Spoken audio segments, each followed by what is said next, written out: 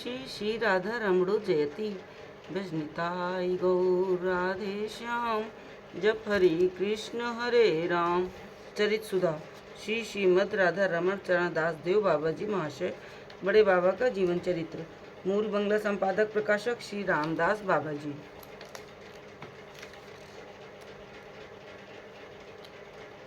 Pooling बाबू से मिलन के अंतर्गत अभी यही सब वार्तालाप।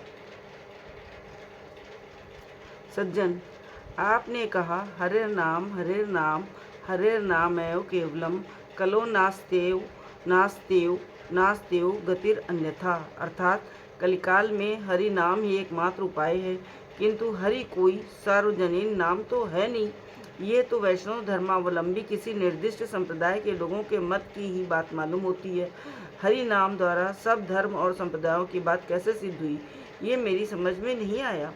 बाबा जी, ही धातु का अर्थ है हरण करना, इसलिए हरि शब्द वाच्य है। वे हैं जो चित्त मन प्राण का हरण करते हैं। वे काली रूप में शाक्तों का चित्त हरण करते हैं, इसलिए शाक्त हरि शब्द से काली समझें। इसी तरह शैव हरि से शिव, सौरगण सूर्य और गणपत्य गणपति समझें। सारांश ये है कि जो जिसके उपासक हैं उन्हें उसी नाम का कीर्तन करने से अभीष्ट फल की प्राप्ति होगी। सज्जन, अच्छा, यदि कोई प्राकृत वस्तु किसी का चित्त हरण करे तो क्या उसे भी हरि कहना होगा? बाबा जी, रूप रस गंध शब्द स्पर्श ही चित्त हरण करने के मूल कारण हैं। मैं पहले ही कह चुका हूँ कि भगवान श्री हरि ही रूप रस गंध शब्द स्पर्श के आकर स्वरूप हैं। इसलिए पांच भौतिक जिस किसी भी वस्तु से मन हरण हो उसे हमें श्री हरि का ही कार्य समझना चाहिए। इसलिए शास्त्रकारों ने कहा है कि दृश्यादृश्य सभी वस्तुएं भगवान श्री हरि में ही पर्यवसित हैं। सज्जन, बात ठीक से समझ में नहीं आई। बाबा जी, हम हैं अनादि बहिर्मुख कलिहत जीव। हमारे नाम और बुद्धि सदा अविद्या और अज्ञान से आवृत हैं। जब तक अविद्या अज्ञान का आवरण नहीं हट जाता, भगवत उपलब्धि व भवादि का विकास होना असंभव है। इसलिए हमें सबसे पहले अविद्या और अज्ञान को दूर करना चाहिए। इसके लिए हमें विद्या और ज्ञान की आवश्यकता है। इस विद्या का ही दूसरा नाम भाषा है। भाषा ही वस्तु प्रकाशक है। यदि भाषा न होती तो हमें मूक रहना पड़ता। हृदय के सुख दुख आनंद उल्लास प्रेम भक्ति प्रभृति का आदान प्रदान कुछ भी न हो सकता, अर्थात मानव का मानवत्व ही न रह जाता। विचार कर देखिए, उपनिषद आदि द्वारा हमें प्राचीनतम महर्षियों के हृदय भाव और उनकी उपलब्धियां जो आज भी प्राप्त हैं, उनका मूल तो भाषा ही तो है। शास्त्र कथित समस्त अवतारों के नित्यत्व में हमारे विश्वास का कारण भी भाषा ही तो है। भाषा से ही तो हमें सच्चिदानंद परम ब्रह्म के नित्यत्व की उपलब्धि होती है। भाषा मूल शब्द है और शब्द का आश्रय उत्पत्ति स्थान है श्री हरि। सृष्टि के आदि में श्री हरि ने तपः तपः इन दो शब्दों द्वारा ब्रह्म को आदेश किया था। यही शब्द की प्रथम सृष्टि है।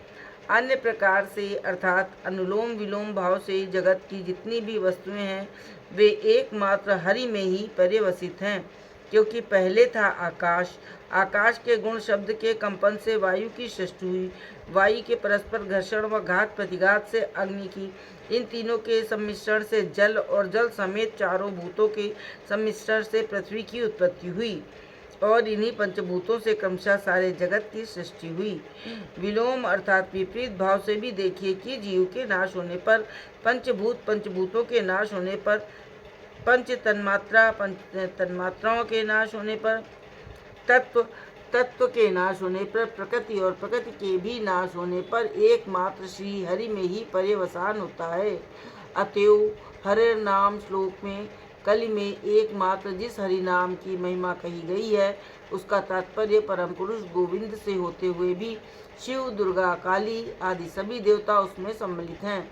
क्योंकि शास्त्र में कहा है, तस्मिन् तुष्टे जगत तुष्टम प्रीणिते प्रीणितम जगत। सज्जन, यदि आप रुष्ट न हो तो एक और प्रश्न करूं। बाबा जी, मैं तो पहले ही कह चुका हूँ कि मुझसे कोई भी प्रश्न पूछने में संकोच न करें। मेरे लिए तो ये बड़े आनंद की बात है। सज्जन, नाम के संबंध में आपने जो कुछ कहा वो सभी शास्त्र सम्मत है, किंतु मैं दुर्भाग्यवश अब भी कुछ ठीक से समझ न सका। मैं नाम का अर्थ नहीं जानना चाहता, जानना ये चाहता हूँ, क्या केवल मुख से शब्द उच्चारण करने से ही नाम हो जाता है, और क्या इतने से ही परम पद की प्राप्ति हो जाती है? स्पष्ट शब्दों में मेरे मन की शंका तो ये है कि आजकल श्रीमन महाप्रभु के मतावलंबी गण उच्च कंठ से नाम लेने की महिमा का प्रचार करते हैं। उसका भाव यही होता है कि केवल मुख से नाम लेने से ही परम पद लाभ होता है। यदि ये बात सत्य है तो जिन लोगों ने गौड़ी वैष्णव धर्म का आश्रय लिया है उनमें इतना पतन क्यों हो रहा है? श्रीमन महाप्रभु को अप्रकट हुए 400 से कुछ अधिक वर्ष हुए हैं। इतने थोड़े से समय में ही इस मत का जितना पतन हुआ है उतना शायद और किसी भी मत का नहीं हुआ। हम प्रत्यक्ष देखते हैं कि गौड़ी वैष्णव केवल जीविका कमाने के लिए हरिनाम करते घूमते हैं।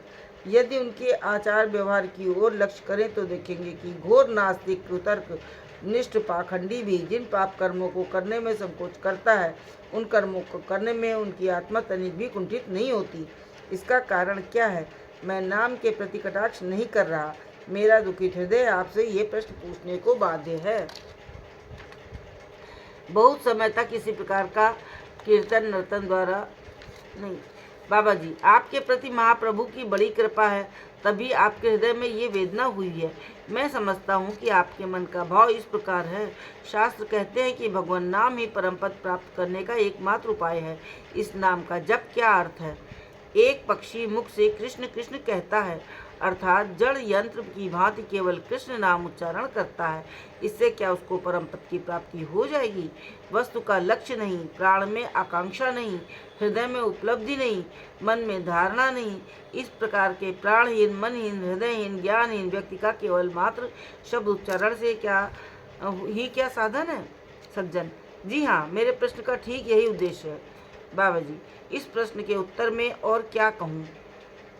शास्त्रकारों ने कहा है, सांकेत्यम परिहास्यम व स्तोभम हेम नमेव व वैकुंठ नाम ग्रहणम शेषाघहरम विदु। अर्थात चाहे संकेत से हो, परिहास से हो, उपदेश के छल से हो या खिलवाड़ से, एक बार नाम उच्चारण करने मात्र से जीव बहुत जन्मों के पापों से मुक्त होकर सद्गति लाभ करता है। जैसे महापापी यवन मृत्यु के समय विष का देख हराम हराम शूकर शब्द उच्चारण करने से और अजामिल डाकू मृत्यु के समय नारायण नामक पुत्र को पुकारने से विष्णु लोक को पहुंच गए थे। यदि कहो कि नाम परायण व्यक्तियों का कुत्सित आचरण क्यों होता है, तो इसका कारण केवल नाम अपराध है। नाम का अवलंब लेकर जीव का निर्वाह करना या नाम की शक्ति के बल पर पाप कार्य करना घोर अपराध है। अप्राकृत चिन्मय नित्य और अमूल्य नाम के बदले सामान्य अर्थ ग्रहण करने से अधिक बड़ा और क्या अपराध हो सकता है? श्रीमन महाप्रभु ने निताई चांद को बिन मांगे घर घर जाकर नाम रूपी अमृत लुटाने का आदेश किया था। आजकल जो लोग नाना प्रकार से इंद्रिय वृत्ति चरितार्थ करने के उद्देश्य से और लोक निंदा व समाज शासन के भय से साधु वेश बनाकर तीर्थ स्थानों में रहते हैं, अथवा अर्थ लाभ और प्रतिष्ठा की आशा से महात्मा का वेश लेकर देश विदेश में लोक प्रवंचना द्वारा महाजनों के पद पर कलंक लगाया करते हैं, क्या उनके साथ आप धर्म पिपासु अनुरागी भगवननिष्ठ वैष्णव की तुलना करना चाहते हैं? सज्जन, आजकल ऐसे ही लोगों की संख्या अधिक होने के कारण प्रकृत वैष्णव को खोज निकालना बड़ा कठिन हो गया है। आपकी सुंदर मीमांसा से मेरे मन का संदेह और हृदय की व्यथा बहुत कुछ दूर हो गई है। मैंने आपको बहुत कष्ट दिया, कृपा कर मेरा अपराध क्षमा करें। बाबा जी, परम दयालु निताई चांद की कृपा से आज आपके साथ नाना रूप भगवत कथा आलोचना कर मुझे बहुत आनंद हुआ। इस प्रकार बाबा जी महाशय सबके चित्त का संशय और हृदय का ताप मिटा परम शांति स्थापन करने में लगे। मेरे अपने मन की अवस्था न जाने किस प्रकार की हो रही थी। मन और प्राण कह रहे थे कि अपने जैसे कुसंस्कार में गाच्छन्न महामोह अंधकार में डूबे पतित और अभिमानी बाबू लोगों को लाकर इन भिखारी वैरागी के निकट उपस्थित कर दूं। समय अधिक होते देख मैंने कहा, बाबा जी महाशय, अब समय बहुत हो गया, स्नान आदि के पश्चात प्रसाद ग्रहण कर कथा वार्ता करें तो अच्छा होगा। ये सुन बाबा जी महाशय ठीक बालक के समान स्नान करने चल दिए।